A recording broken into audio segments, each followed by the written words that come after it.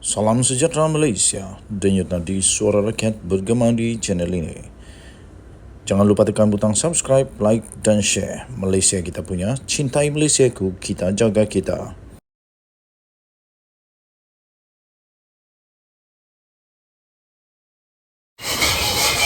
Salam sejahtera Malaysia.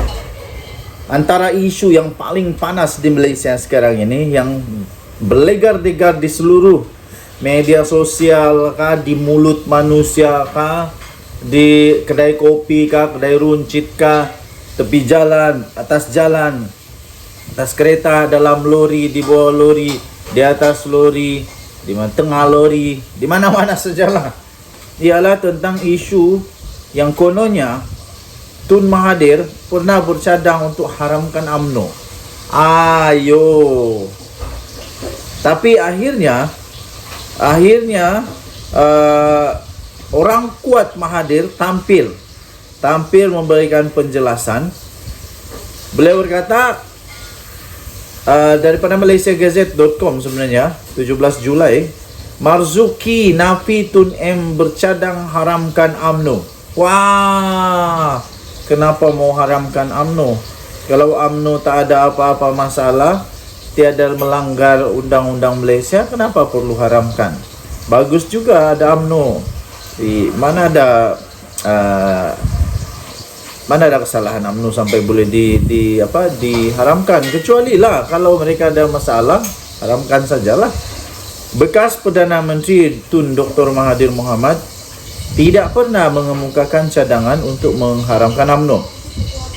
Itu kata Setiausaha Sekretariat Proklamasi Orang Melayu, iaitu Datuk Marzuki Yahya, berkata, Mahathir sebaliknya menyerahkan perkara tersebut kepada Jabatan Pendaftaran Pertubuhan untuk membuat keputusan.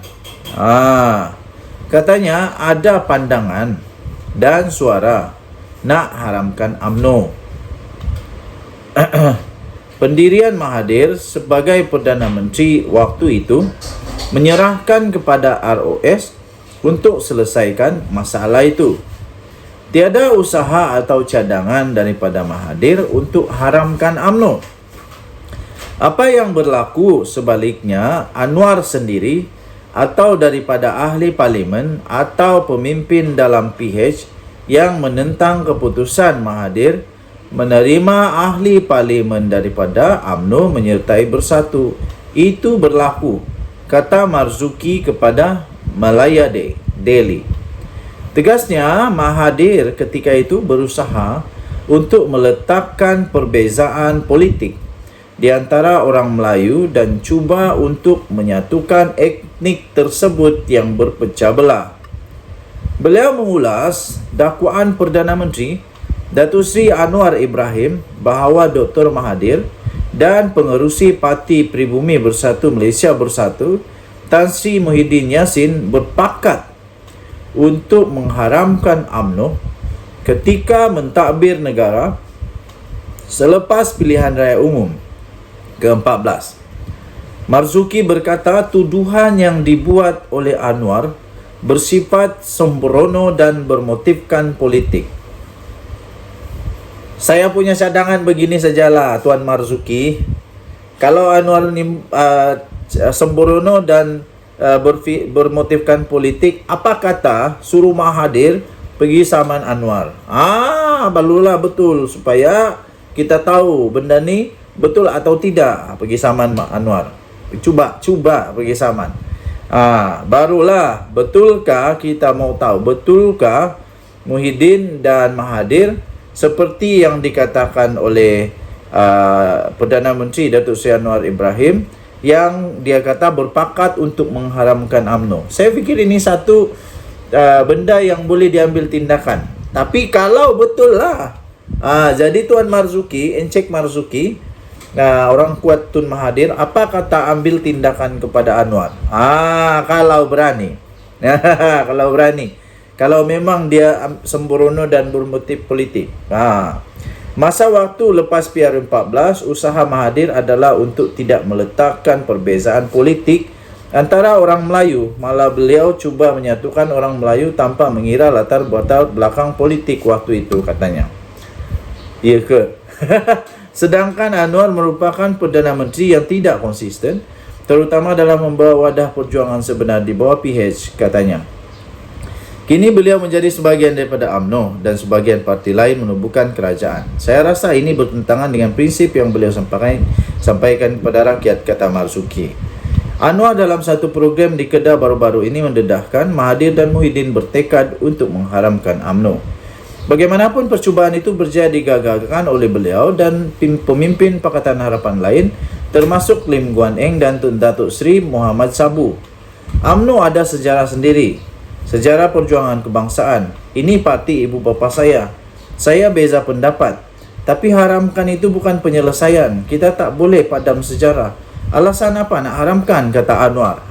Beliau berkata demikian pada jelajah madani di pelancaran Jentera Perpaduan Kedah baru-baru ini. Malaysia Gazette.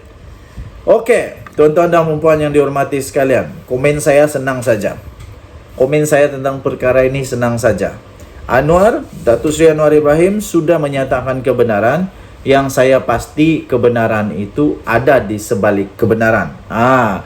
Tapi kalau Marzuki tak puas hati oleh kerana dia orang kuat Mahathir, apa kata kalau betul-betullah seperti dakwaan bahawa tak ada, cuba ambil tindakan kepada Anwar.